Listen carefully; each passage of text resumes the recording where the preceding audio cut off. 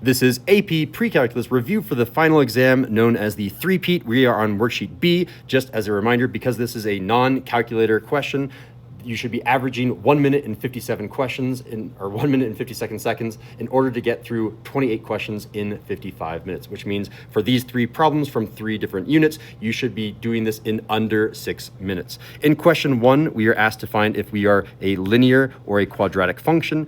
The best way to do that is to look at our first and second differences. I immediately note that all of my x's are increasing by 1, increasing by 1, increasing by 1. I can kind of therefore ignore it. It's not jumping around randomly, which it usually doesn't do. For my first difference, I'm going to say my first difference like this. To get from 4 to 5, I add 1. To get from 5 to 4, I subtract 1. To get from 4 to 1, I subtract 3. And to get from 1 to negative 4, I subtract 5. I'm noticing that these are all not the same number, therefore it is not a linear function. If the first differences over intervals that are the same for our inputs, if these are all the same number, it would be linear. If they're not, it's not linear. So I can immediately come here and eliminate options A and options B because they are both claiming it is a linear function. Therefore, it is definitely a quadratic function, and we can see that when we look at the second differences. If I look at the second differences column, the difference between the first differences, to get from 1 to negative 1, I would have to subtract 2. To get from negative 1 to negative 3, I also subtract 2. And to get from negative 3 to negative 5, I also subtract 2. Notice these are all the same numbers, which means we have a degree 2 type of polynomial, which is also known as a quadratic. If you had a change the third difference and they're all the same, that would be a degree 3 polynomial. So now we just need to choose the correct definition. The definition of the first one is saying the rate of change, and this is talking about rates of change as well. I do not like the words rates of change in my class. I always switch that out for the word slope, and I change out the word rate of change for the word slope. So it's helpful to actually analyze what's going on with slope. In this problem, the first difference is actually the slope. You can check it out because the definition of slope is the change of y, which is the first difference, divided by the change of x. The change of x over here is 1, 1, 1, 1. To get from 0 to 1, I add 1. From 1 to 2, I add 1, which means 1 divided by 1 is just 1. Negative 1 divided by 1 is just negative 1. These are actually, I can come here and rename the change of 1. This is really the slope column.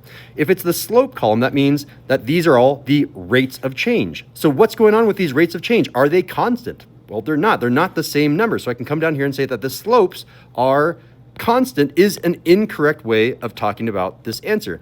Again, the two keywords here, I'm going to circle them. The slope is constant is not true. However, the change, aka the difference of the slopes, is constant is true because this is talking now about the second differences. The change is talking about this change of the slopes, aka the second difference. And those second differences are all the same number. They were all negative 2. So that is the correct definition for a quadratic function, and therefore the correct answer is D.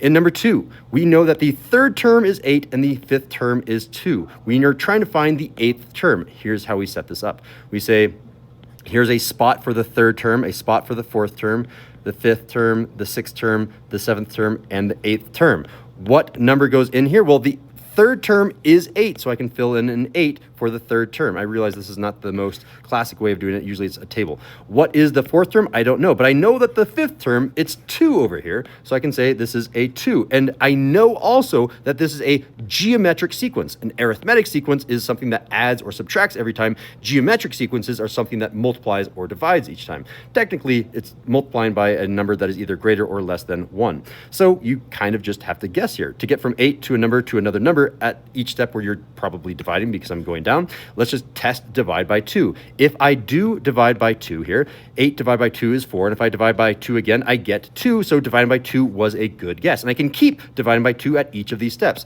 2 divided by 2 is 1.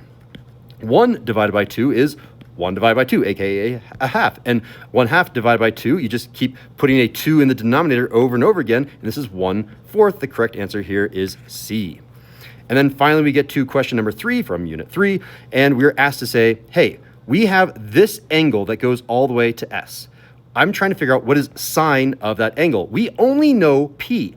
P has an x-coordinate of 12, therefore S also has an x-coordinate of 12. The only difference with S is the y-coordinate 5 is now a negative 5 because it is underneath the x-axis. So as a way to remember this, you have to have this remembered. Sine of an angle in general will always be the y-coordinate divided by the radius. The y-coordinate is no longer 5, it's -5 to get down here to s, so our y-coordinate is a -5. The radius is a little bit hidden, but there it is, it's 13. Therefore, our answer is going to be a -5/13. The correct answer here is going to be D.